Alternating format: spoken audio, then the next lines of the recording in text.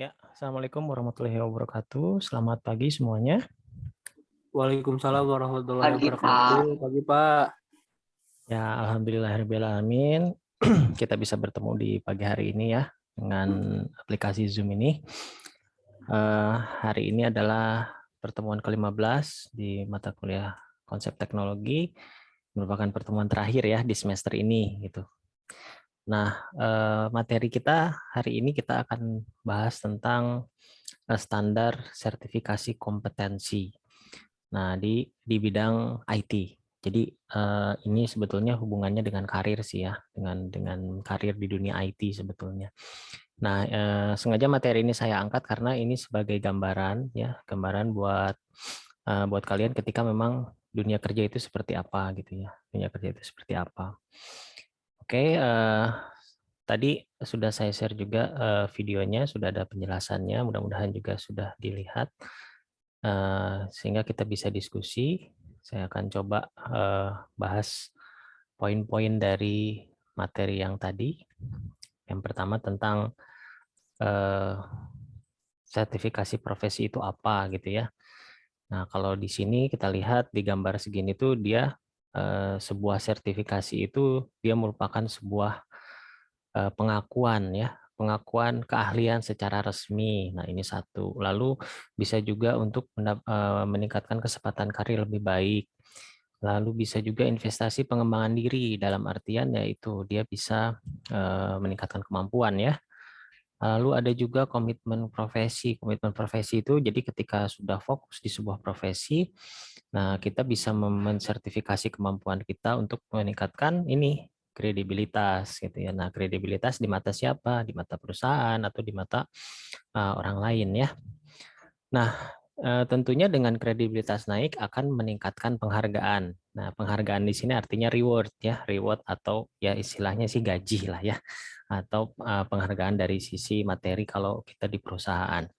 Nah, tapi tidak hanya dari penghargaan dari sisi materi saja, tapi juga penghormatan dari sisi apa namanya respect ya, dari sisi respect.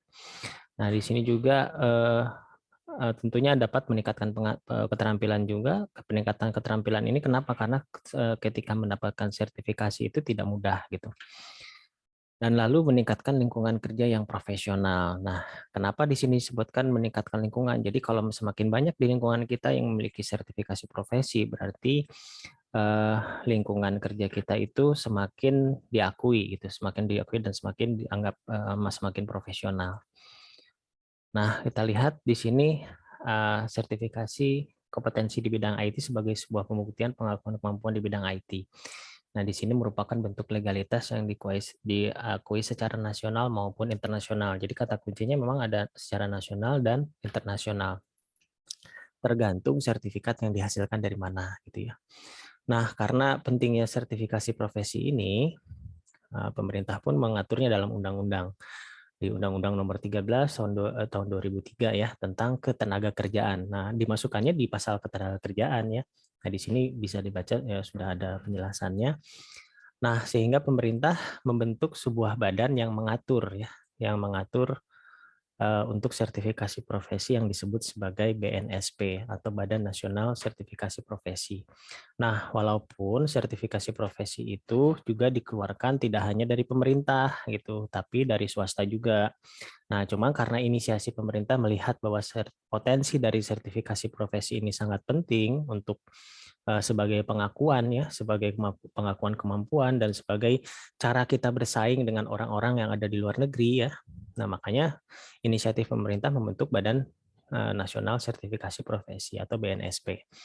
Nah, pada pelaksanaannya BNSP karena kan ini profesi ya. Kalau berbicara profesi kan luas sekali di Indonesia, di seluruh dunia itu sangat beragam profesi sehingga BNSP tidak bisa bekerja secara langsung melainkan dibantu oleh lembaga yang di bawahnya. Jadi dia terbentuk lagi lembaga-lembaga yang lebih khusus gitu ya, yang lebih khusus untuk mengatur tentang sertifikasi. Lembaga yang lebih khusus disebut sebagai lembaga sertifikasi profesi atau dikenalnya LSP. Nah, LSP ini adalah lembaga yang bisa menyelenggarakan uji kompetensi. Jadi, uji kompetensi di bawah lisensi BNSP. Nah, ini yang resmi dari pemerintah. Nah, itu kalau misalnya kita ngambil sertifikasi, ya lihat dulu nih lisensinya di bawah apa gitu. Kalau di bawah BNSP berarti resmi dari pemerintah. Kalaupun tidak ada BNSP, misalnya kita ngambil dari swasta, ya nggak masalah. Swastanya apa dulu? Nah, biasanya kalau misalnya yang di swasta, itu dia menjurus ke salah satu produk gitu ya. Sementara kalau di BNSP, dia bersifat umum gitu ya. Nah, bersifat umumnya seperti ini. Misalnya ada uji kom atau uji kompetensi untuk database administrator. Nah, kalau dari versi BNSP itu dia umum. Jadi bentuknya database saja ya, belajar tentang database, dasar-dasar database, pembuatan tabel, ya, CRUD gitu segala macam. Tapi tidak menjurus ke salah satu produk gitu. Sementara kalau yang di swasta kita bisa mengenal ada sertifikasi seperti Oracle, MySQL. Nah, itu memang mengkhususkan ke salah satu jenis produk. Nah, bisa dilihat di sini umum ya, tidak ada kata-kata ininya apa namanya mereknya gitu ya. Nah, memang dibentuk seperti itu untuk BNSP, dirancang seperti itu. Dan sertifikat yang dihasilkan pun berlaku internasional.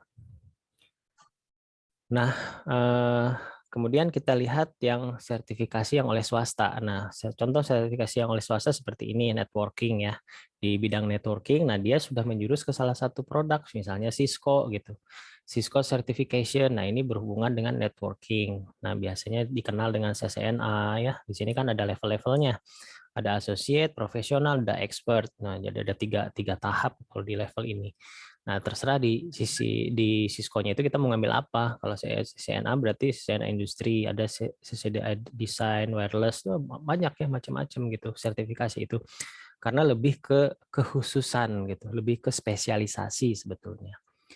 Lalu ada contoh yang lain seperti mikrotik ya. Nah, mikrotik juga sama ya. Nah, mikrotik kan lebih ke sebuah produk ya, beberapa produk. Walaupun kalau dilihat di Cisco juga sudah mencakup untuk masalah networking, tapi untuk mikrotik itu produk yang berbeda seperti itu. Lalu contoh yang lain misalnya Microsoft. Nah, Microsoft juga mengeluarkan sertifikasi yaitu untuk pengolahan data, dokumen, programming, dan database. Nah, pengolahan datanya menggunakan Excel, doc-nya menggunakan Word, ya, database-nya menggunakan Access, lalu programmingnya menggunakan bahasa basic ya. Biasanya bisa ada berlevel juga, ada Visual Basic, ada sampai ke apa namanya SQL Server ya, SQL Server yang produk dari Microsoft. Nah, lalu ada Red Hat. Nah, kalau ini untuk yang Linux ya, di sini ada Red Hat Enterprise Linux System Administrator. Nah, ini ada ya seperti itu. Nah, banyak ya. Nah, terus yang mungkin terkenal lagi adalah sertifikasi Oracle. Nah, ini Oracle itu sendiri dia ada Oracle Associate dan Profesional. Ya, OCP atau Oracle Associate Certification ya, atau Oracle Associate Profesional ya. Nah, seperti ini. Nah, lalu Oracle sendiri juga dia mengeluarkan MySQL ya, MySQL ya, tepatnya sih karena Oracle dia mengakuisisi MySQL, jadi dia bisa mengeluarkan sertifikasi mengenai MySQL. Begitu juga Java ya, Java juga diakuisisi oleh Oracle sehingga dia bisa mengeluarkan sertifikasi dari sisi programming untuk Java gitu. Ada associate, ada profesional, sampai ke level master gitu untuk Java programming. Nah, itu gambaran tentang sertifikasi profesi yang ada ya. Dan sertifikasi profesi ini berlaku internasional. Jadi kalaupun jadi tidak hanya di dalam negeri ya. Nah, tidak ada dalam negeri, isu tentang sertifikasi ini di luar negeri pun menjadi sebuah isu yang menjadi penting juga ya untuk di dunia profesional. Baik, kita masuk sesi tanya jawab ya. Silakan yang mau bertanya mengenai sertifikasi profesi atau ada yang ingin didiskusikan, silakan raise hand atau langsung open mic saja. Oke, silakan.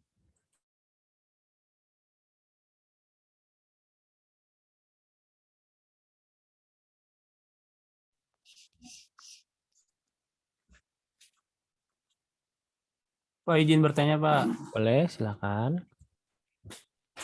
eh, bagaimana tantangan apa saja yang dihadapi dalam standarisasi atau sertifikasi, Pak? Tantangannya buat siapa nih? Harus spesifik karena Sertifikasi buat profesi, Pak. enggak, maksudnya sertifikasi itu kan bisa berguna untuk orangnya dan bisa juga berguna untuk perusahaan. Nah, yang ditanyakan itu tantangan dari mananya gitu. Dari perusahaan, Dari Pak. dari sisi perusahaan. Oke, kalau Ya. dari sisi perusahaan melihat dari sertifikasi profesi, yang pertama adalah tentunya adanya standarisasi biaya ya. Dan ini juga sebetulnya merupakan tantangan dari yang apa nama si pekerjaannya juga gitu.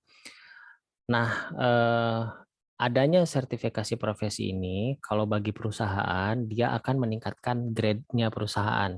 Gitu. Jadi akan meningkatkan kualitas dari si perusahaan tersebut secara legal gitu ya, secara legal. Jadi istilahnya di atas kertas perusahaan ini memiliki karyawan yang banyak sertifikasinya. Nah, otomatis ini akan meningkatkan perusahaan. Biasanya, kenapa perusahaan concern kepada sertifikasi profesi itu biasanya kalau perusahaan yang bergerak di bidang seperti kontraktor ya. Kalau kontraktor itu kan bidang-bidangnya macam-macam. Katakanlah misalnya kita berbicara tentang perusahaan yang bergerak di software developer gitu. Nah, software developer otomatis kan dia karyawan-karyawannya itu kan programmer, analis ya, terus sistem networking, security administrator, nah seperti itu. Nah, mereka mendapatkan penghasilan itu kan dari proyek yang mereka selesaikan. Nah, biasanya proyek itu kan ada proses lelang ya, ada proses lelang atau proses penunjukan siapa yang akan mendapatkan proyek. Biasanya kalau itu proyek dari pemerintah atau dari beberapa perusahaan besar pun biasanya suka kayak gitu. Nah, itu dengan adanya sertifikasi profesi di beberapa misalnya di karyawannya, nah dia akan menaikkan grade-nya gitu. Dia akan menaikkan grade-nya atau nilainya di mata yang memberikan tender gitu. Jadi yang memberikan tender itu dia akan melihat oh nih portofolio perusahaannya dia memiliki programmer dengan sertifikasi Java level master gitu ya. Wah, itu udah pasti tinggi gitu ya. Tinggi. Dari situ tinggi itu kan dia memiliki bargaining power. Bargaining power itu artinya daya tawar gitu, daya tawar yang tinggi. Artinya bisa dengan apa? Dengan sertifikasi yang tinggi tentunya dia bisa membuktikan kerjanya semakin profesional seperti itu. Nah, sehingga ya itulah tantangan bagi si perusahaannya, tentunya dia bersaing dari sisi itu gitu. Jadi semakin banyak dia merekrut pekerja yang memiliki sertifikasi profesi, berarti semakin tinggi juga nilai nilai dari si perusahaannya. Tentunya ya karena sertifikasi profesi itu tidak murah ya.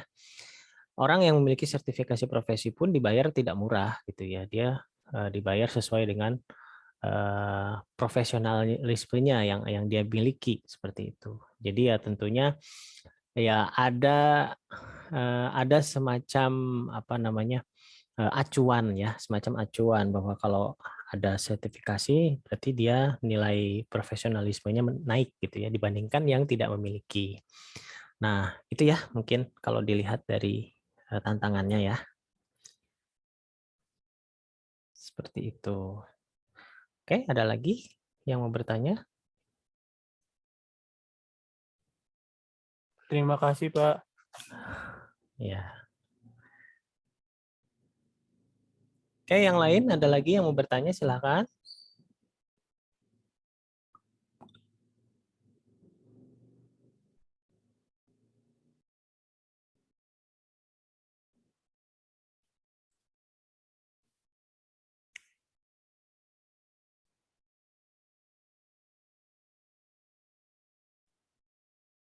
Gak ada nih kelas ini sepi nih. Pak, izin bertanya lagi, Pak.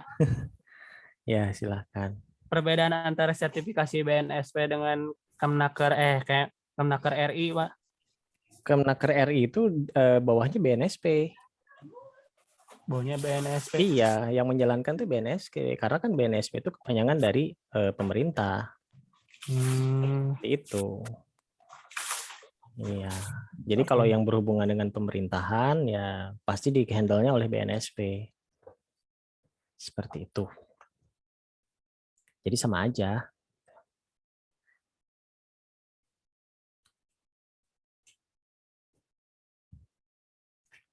Oke, ada lagi?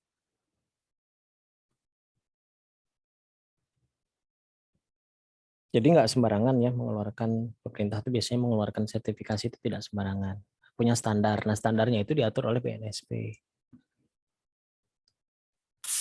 Pak, izin bertanya Pak, kan dalam BNSP itu ada asesor ya Pak? Asesor itu apa ya Pak?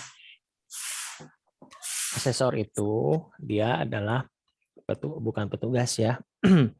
Orang yang memiliki kemampuan untuk melakukan tes atau assessment. Jadi assessment itu kan artinya tes ya, tes untuk peningkatan kualitas si orang gitu ya, kualitas orang yang ditesnya. Jadi istilahnya namanya assessment.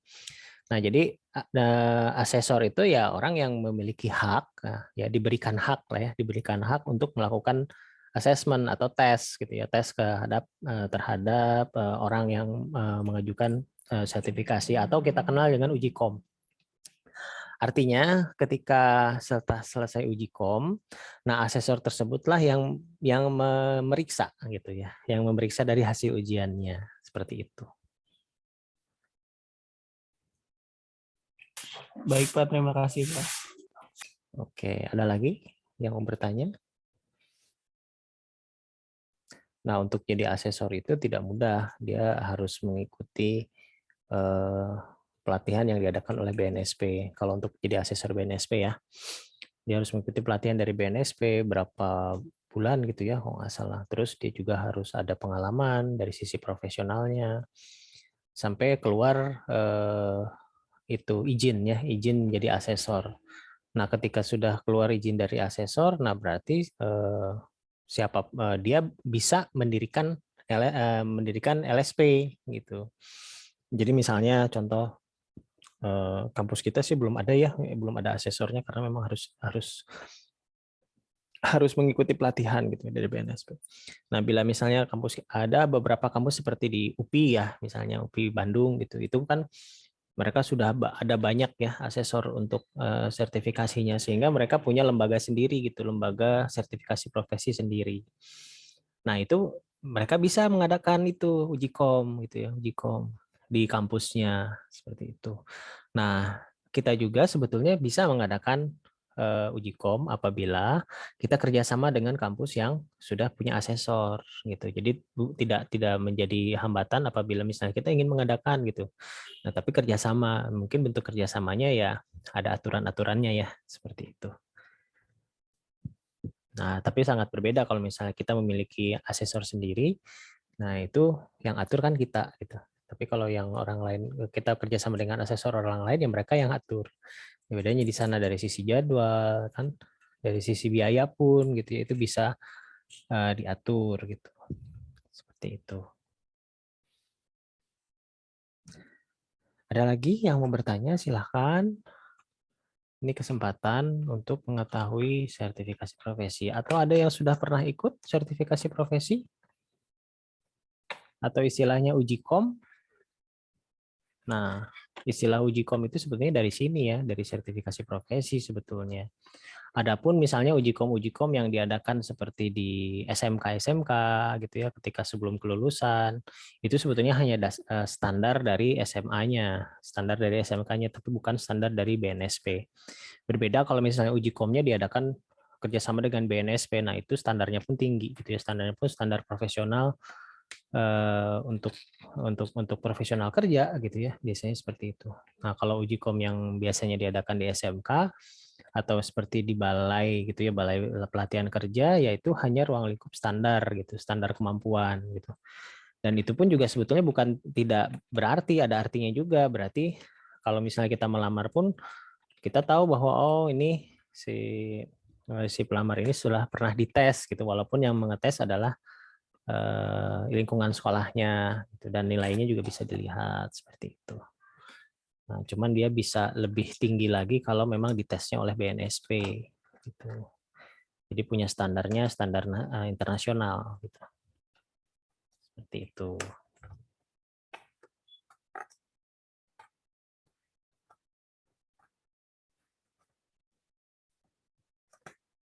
Oke, ada lagi yang mau bertanya?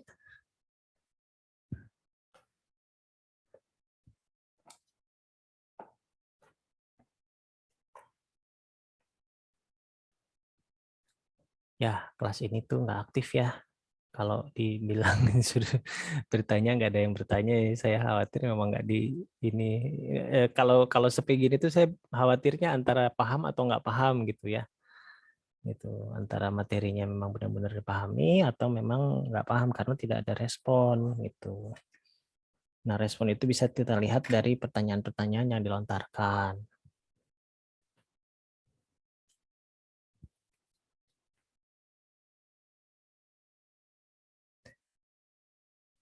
Pak, mau nanya.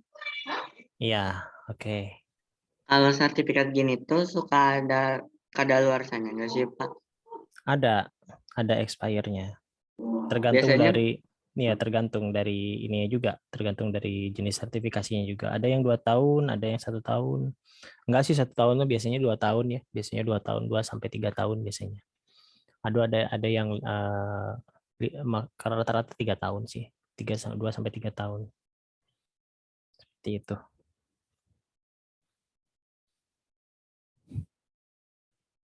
Tapi tergantung ya, tergantung dari sertifikasinya. Ada yang lifetime. Kalau lifetime itu berarti biasanya tergantung softwarenya, kayak Oracle ya misalnya.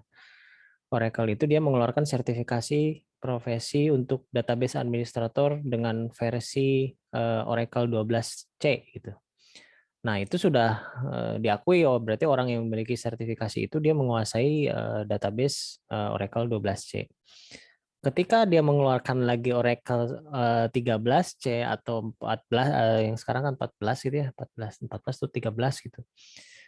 Nah, itu yang 12-nya udah nggak berlaku gitu.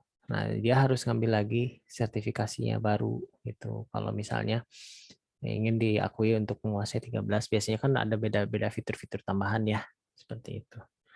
Nah, tapi berlakunya itu ya kalau nggak salah lama itu bisa sampai 2 tahun, kalau nggak 2 atau 6 tahun ya, untuk nggak 6 tahun sih, 2 sampai 3 tahun lah kalau nggak salah untuk recall-nya itu sendiri.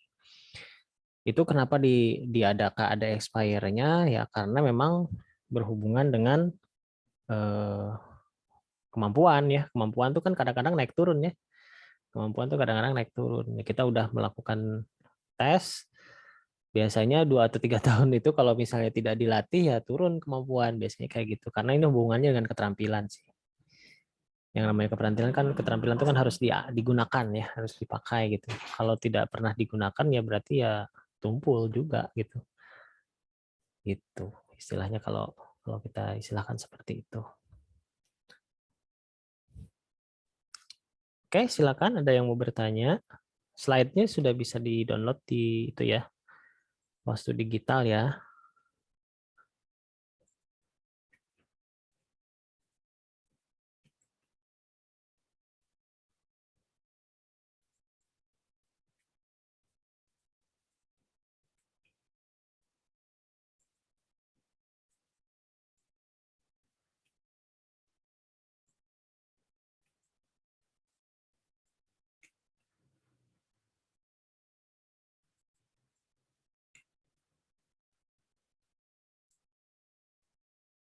Ya, sepi ya. Kalau gitu saya akan nanya nih satu-satu sepertinya.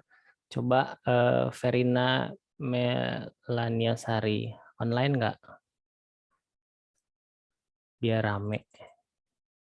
Verina, bisa terdengar?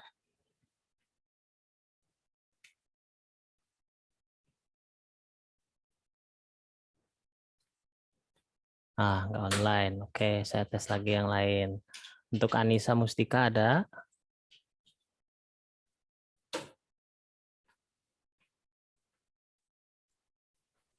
Ada, Pak. Ada. Tadi Verina nggak respon ya. Oke, Anissa. Kalau untuk sertifikasi mikrotik itu sebetulnya buat apa ya?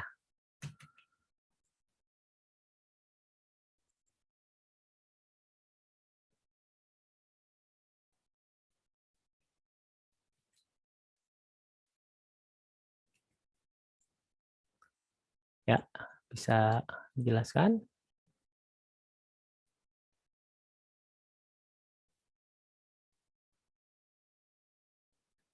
Ada yang bisa jawab? Izin menjawab, Pak. Ya,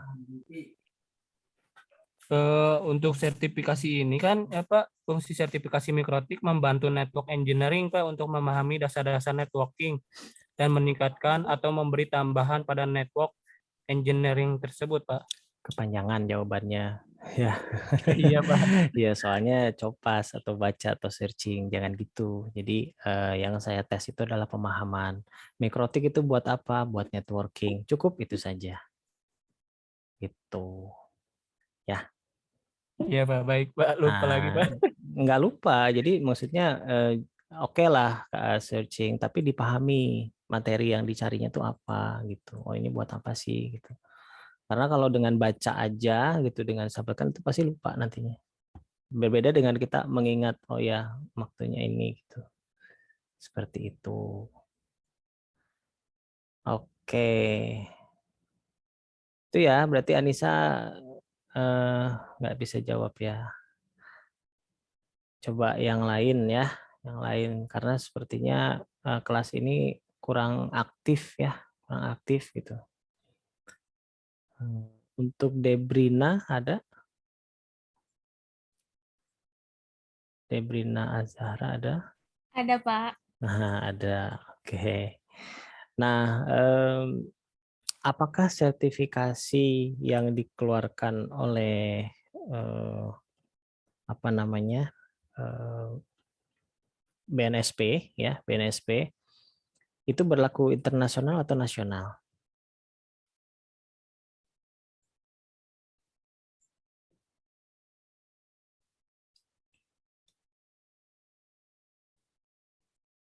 Nasional bukan, Pak? Nah, salah, internasional. Tadi sudah dijelaskan sebetulnya ya. Oke, berarti kayaknya memang pada kurang menyimak ya yang tadi saya sampaikan. Jadi BNSP itu berlaku internasional. Bisa digunakan di luar negeri juga gitu. Kenapa? Karena sertifikatnya juga diterjemahkan ke bahasa Inggris seperti itu. Nah, oke, sekarang saya akan tanya ke Arif Rahman, ada?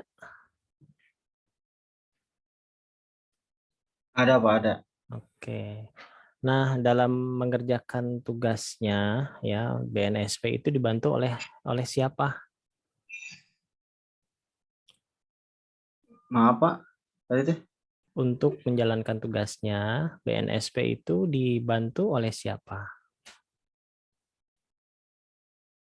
Hmm.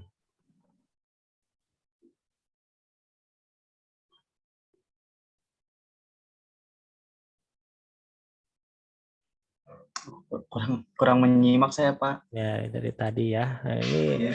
saya agak ini pada nggak nyimak nih. Mungkin karena saya nggak ngerti atau karena pagi-pagi atau pada baru bangun atau apa gitu ya. Pada ngantuk kayaknya Pak. Ngantuk gitu pagi-pagi gitu. Ini baru pagi. Ya apa ya?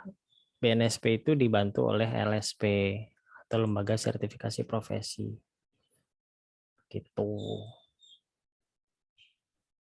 So, oke, saya tanya lagi, Siva Amalia ada? Ada, Pak. Oke, untuk sertifikasi MySQL itu dikeluarkan oleh siapa?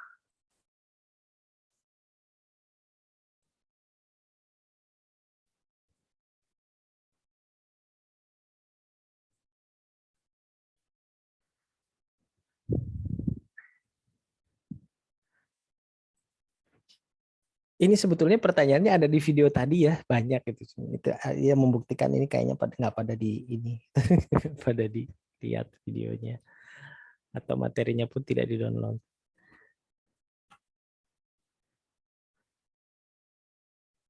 Yuk, MySQL dikeluarkan oleh siapa?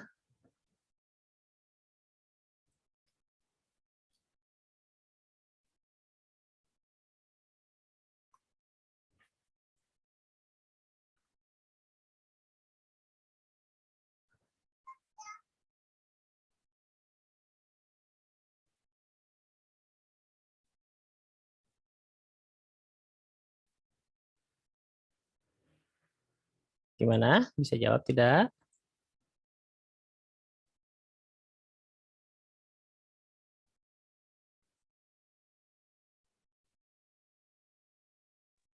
Oracle Oleh bukan. orang. Ya, itu oleh Oracle. Oleh Oracle ya, dikeluarkannya oleh Oracle. Karena MySQL diakuisisi oleh Oracle. Yang jawab tadi Sri ya. Malah. Oke. Ya, selanjutnya ya, saya tanya lagi ya ke siapa nih? Ke Arya Surya ada?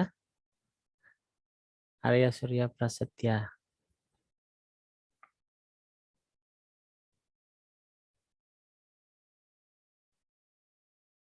Wah, bahkan dipanggil namanya pun tidak ini ya. Tidak respon.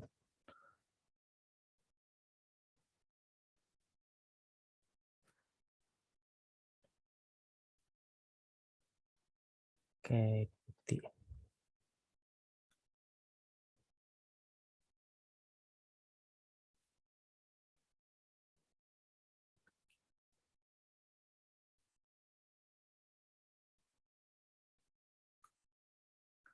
Ya udah, kayak nggak respon. Ya, coba saya tanya lagi ke yang lain. Ke Mawar Wilianti ada? Ya, Pak. Oke, ada ya. Ya, untuk sertifikasi yang dikeluarkan oleh Oracle itu ada beberapa ya, seperti Oracle-nya sendiri, MySQL, sama Java. Nah, untuk Java itu ada beberapa level. Nah, maksimal itu ada berapa level untuk Java, level untuk sertifikasinya.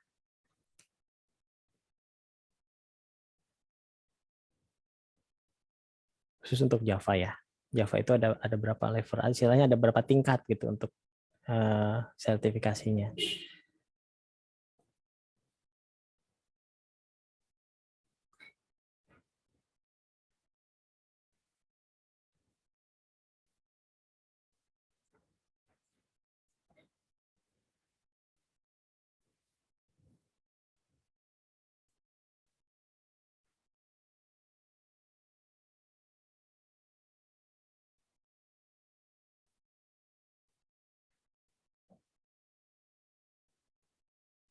Oke, gimana?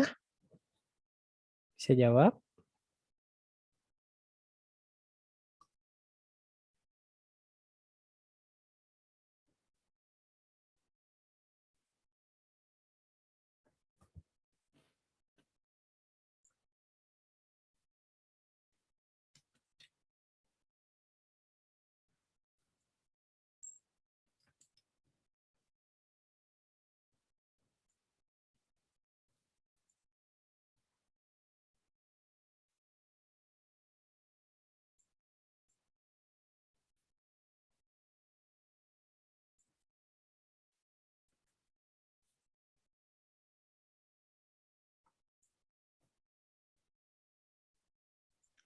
Bapak izin jawab, Pak. Ya, Iya, ada 3 level. Yang pertama asosiat, asosiat. Yang associate. yang kedua profesional dan yang terakhir master, Pak. Oh iya, ya master berarti ada 3 level. Oke, untuk Mawar ya, tadi nanti disimak lagi. Dan untuk yang lain juga ya. Sama, Pak. Mm-mm. Nanti disimak lagi. Itu sebenarnya sudah saya sampaikan di video juga ada, di slide ada, bahkan tadi juga disinggung ketika di penjelasan gitu.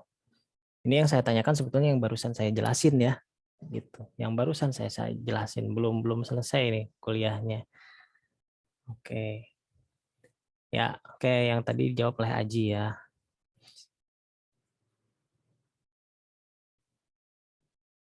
Ya, saya tanya lagi ke tadi siapa yang belum ya?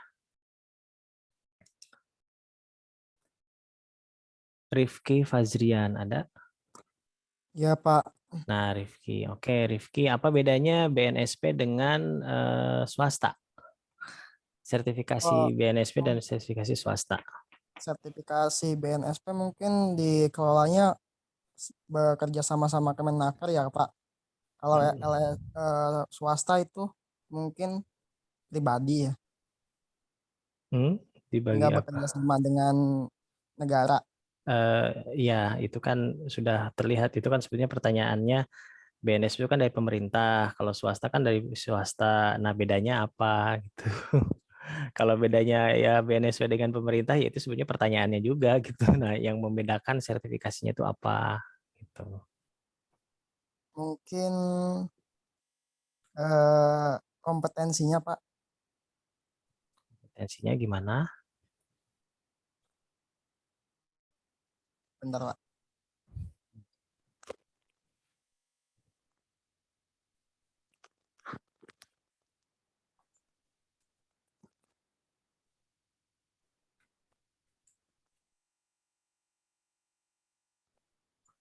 Ada yang bisa jawab? Kalau kelembagaan dari kelembagaan dasar hukum sama persyaratannya itu beda nggak sih Pak? Ya itu beda sih, persyaratannya kurang lebih beda. Tapi ada satu yang krusial, itu apa yang bedanya? Yang membedakan bahwa oh ini BNSP, oh ini dari swasta gitu. Ada tadi saya jelaskan. Fungsi dan posisi. Sama ya, BNSP banyak fungsi dan posisi, suasana juga sama, swasta juga banyak fungsi dan posisinya juga banyak. Ada satu yang tadi juga saya jelaskan, yang barusan saya jelaskan, bedanya BNSP dengan swasta itu apa. Sok, ini pertanyaannya buat semua deh, siapa yang bisa jawab? Mungkin dari tugasnya, Pak. Tugasnya sih ya pasti punya beda-beda ya, sama aja sebenarnya, tugasnya sama aja, tapi ada yang membedakan secara krusial, dan ini sudah saya sampaikan tadi. Masa pelatihan bukan Pak? Sama, masa berlaku juga sama, itu bukan perbedaan yang signifikan. BNSP lebih menyeluruh bukan Pak? Menyeluruh gimana? Ya lebih menyeluruh, kalau swasta lebih spesifikasi katanya. Nah, coba jelaskan menyeluruhnya, seperti apa menyeluruhnya maksudnya? Bentar Pak. Bingung juga Pak. Nah, kalau swasta lebih spesifiknya di mana gitu? Karena BNSP juga kalau mempelajari tentang materinya juga spesifik sebetulnya. Cuman ada yang membedakan benar-benar, kata kuncinya ada itu. Tapi sudah mau menjurus ke sana sih jawabannya. Makanya saya kembangkan lagi, saya pancing. Menyeluruhnya seperti apa, spesifik untuk swastanya seperti apa. Yuk, yang lain juga ikut berpikir, siapa yang bisa jawab. Kalau BNSP bisa berlaku buat internasional, gitu. Ya Pak. Terus? Kalau swasta mungkin nasional aja. Kebalik mungkin ya. Swasta dari Oracle kan perusahaannya di luar negeri. Oh iya. Sama, sebetulnya sama aja. Kalau dari masa berlaku, level keberlakuannya dia sama-sama bisa berlaku secara internasional, baik BNSP maupun yang swasta. Seperti itu. Yuk, siapa lagi yang bisa jawab? Ini jadi kuis untuk semuanya nih. Bedanya BNSP dengan swasta, sertifikasinya itu apa? Kalau dari segi materi sama, kurang lebih sama. Tapi ada satu yang membedakan secara krusial.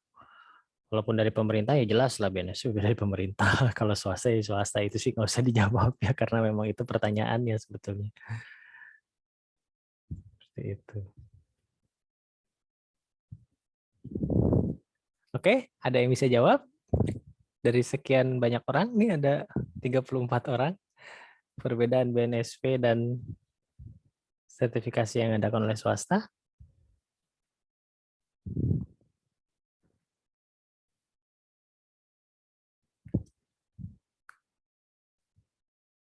Nggak ada yang bisa jawab.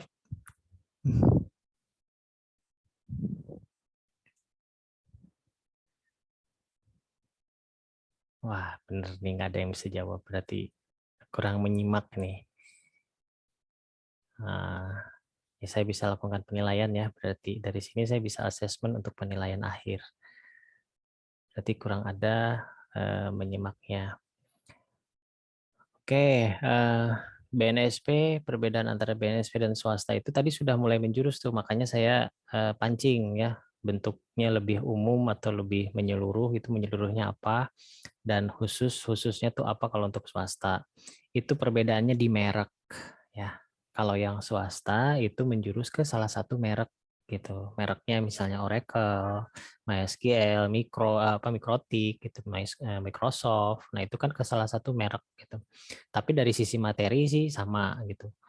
Tapi lebih ke menjurus ke salah satu merek untuk swasta ya. Nah, sementara untuk yang BNSP itu dia mengajarkan secara umum, tidak memihak ke salah satu merek. Nah, itu yang jadi perbedaan mendasar ya antara BNSP dan sertifikasi dari swasta. Begitu. Oke, bisa dipahami belum?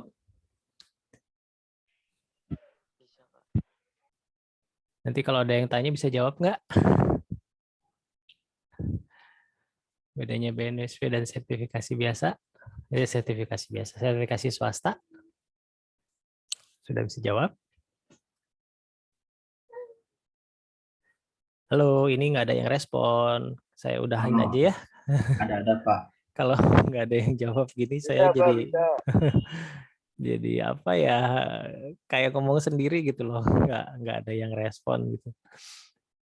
Ya, oke. Kalau gitu saya selesaikan aja kalau gitu ya perkuliahannya, karena memang sepertinya tidak ada yang terlalu ngerespon dari kuliah ini.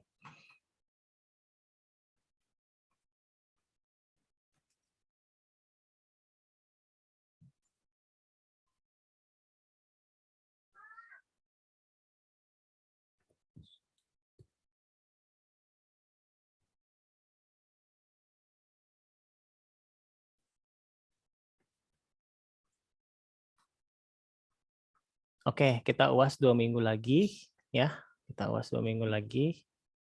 Minggu UAS itu sekitar tanggal 17 mulainya.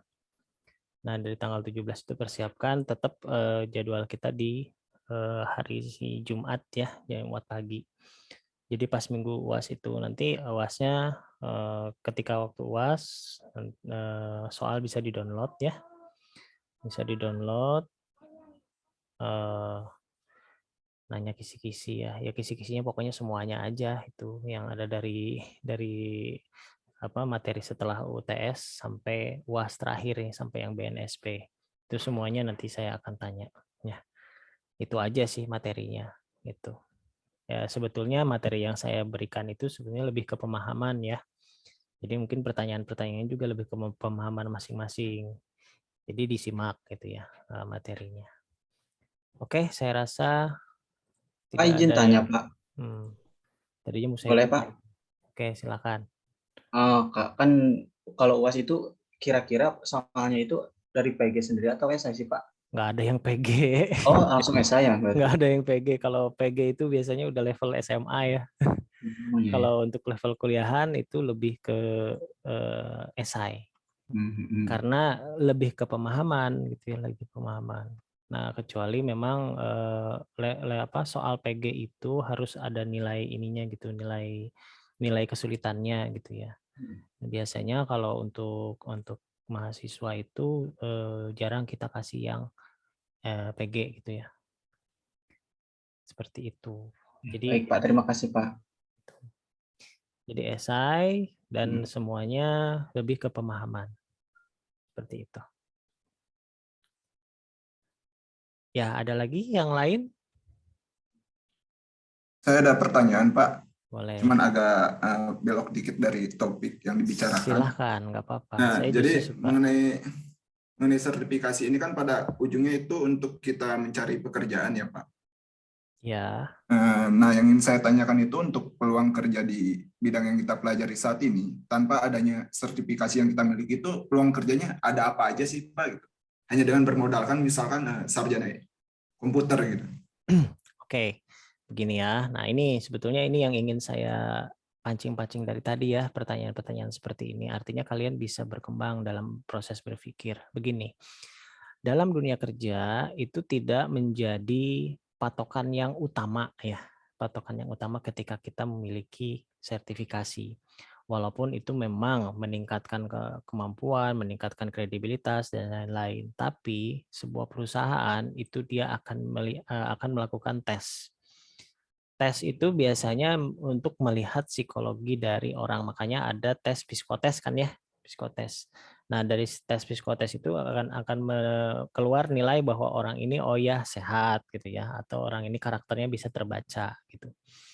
Nah, dari sisi kemampuan itu sebetulnya bisa dikejar ya, dari sisi kemampuan. Makanya biasanya perusahaan-perusahaan setelah dia merekrut, dia akan melakukan pelatihan. Nah, tujuannya apa? Untuk meningkatkan kemampuan atau menstandarisasi kemampuan yang ada di perusahaan tersebut. Nah, lalu apa ininya? Apa namanya yang dicari oleh perusahaan itu apa?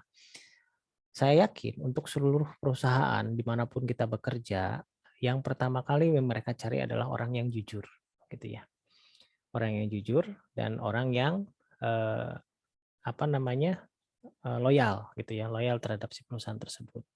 Sehingga ketika perusahaan itu kan dia meng-hire orang, itu kan sama dengan dia berinvestasi, gitu, sama dengan berinvestasi kepada orang tersebut. Nah, jadi si maju mundurnya perusahaan itu tergantung dari orang yang di-hire-nya juga, gitu, tergantung dari kerjasama yang terjadi. Nah, sehingga pas waktu wawancara, proses wawancara atau proses tes untuk masuk ke sebuah perusahaan, itu tidak jarang ada satu psikotes, ada kedua itu dia menanyakan pernah aktif di organisasi atau tidak, seperti itu. Nah, organisasi itu berfungsi untuk menilai bahwa orang ini bisa diajak kerjasama seperti itu. Jadi kalau memang orangnya aktif, sudah pernah aktif di beberapa organisasi, baik di organisasi ormawa ya, atau organisasi di masyarakat, itu membuktikan bahwa dia sudah bisa bekerja sama dengan orang. Nah, dari situ merupakan nilai lebih.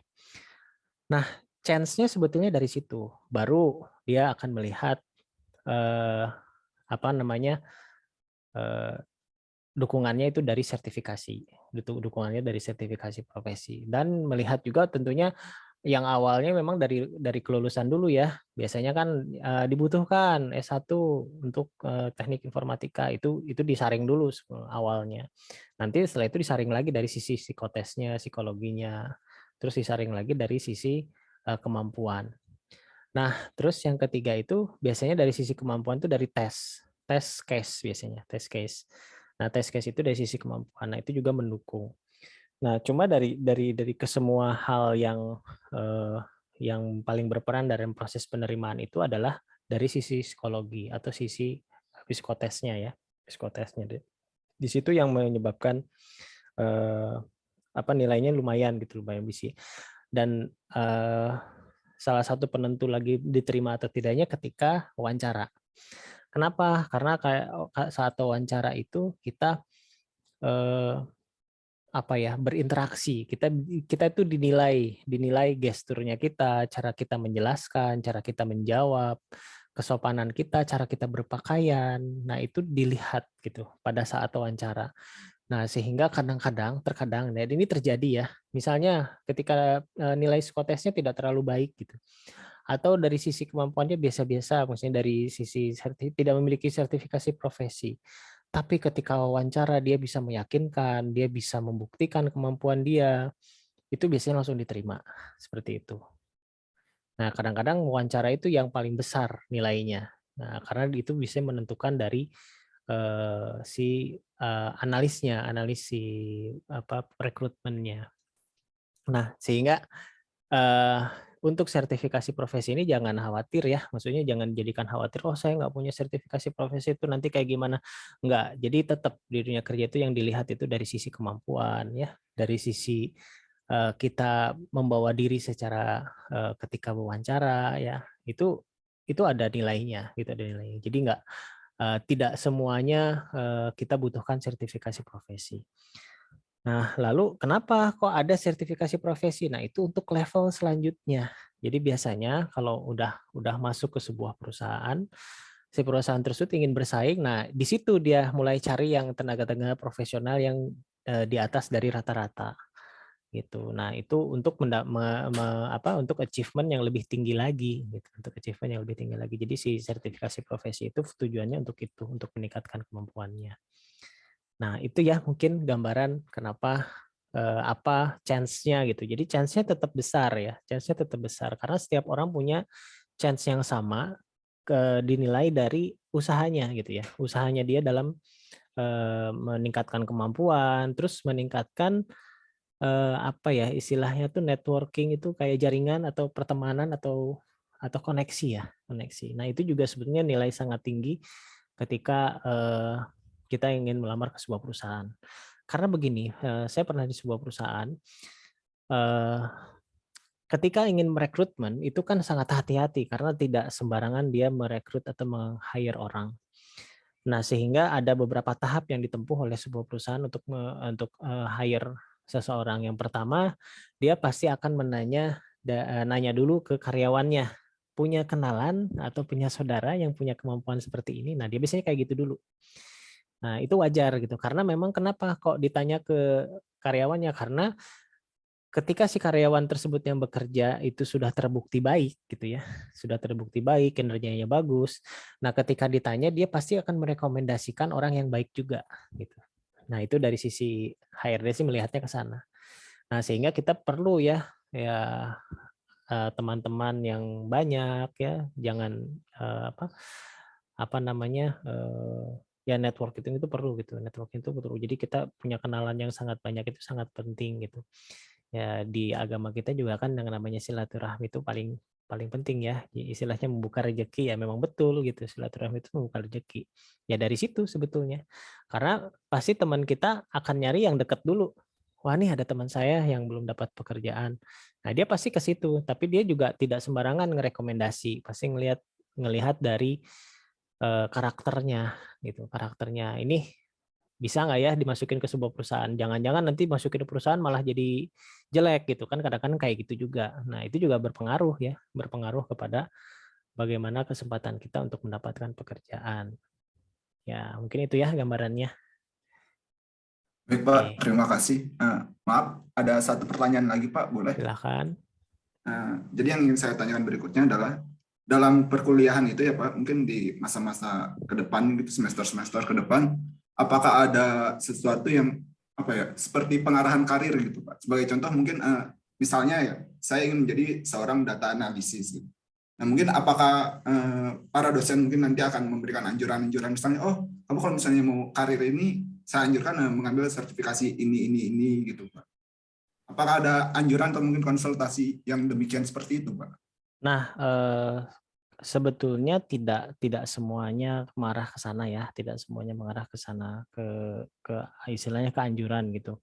Nah, itu sih sebetulnya lebih kepada saran ya, saran ingin menguasai. Kalau misalnya ingin menguasai data science ya, berarti mulailah belajar tentang data mining ya, tentang analisis data. Nah, jadi kalau dari sisi perkuliahan itu biasanya hal-hal baku ya, hal-hal baku yang bersifat teoritis, bersifat praktikal gitu.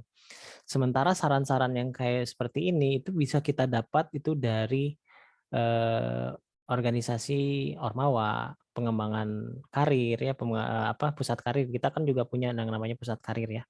Nah, pusat karir itu kadang-kadang juga melakukan ya bisa bekerja sama dengan beberapa LSP untuk melakukan sertifikasi. Nah, itu juga bisa gitu.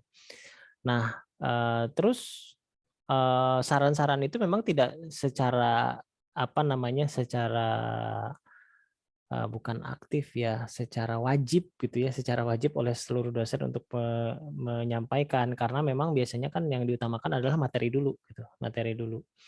Nah, materi dulu. Nah, nanti dari materi itu berkembang gitu. Dari materi itu berkembang. Nah, baru di situ pertanyaan-pertanyaan akan muncul. Kalau misalnya saya ingin menguasai programming, apa saja yang harus saya kuasai? Ya tentunya harus menguasai algoritma dulu gitu ya. Terus harus menguasai salah satu bahasa pemrograman. Nah, saran-saran seperti itu hanya kita bisa dapatkan ketika kita berbicara secara non formal sebetulnya gitu.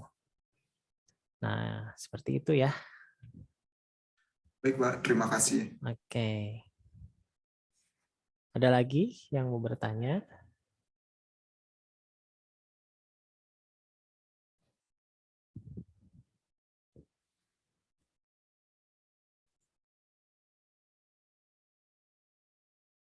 Wah, ada yang baru absen.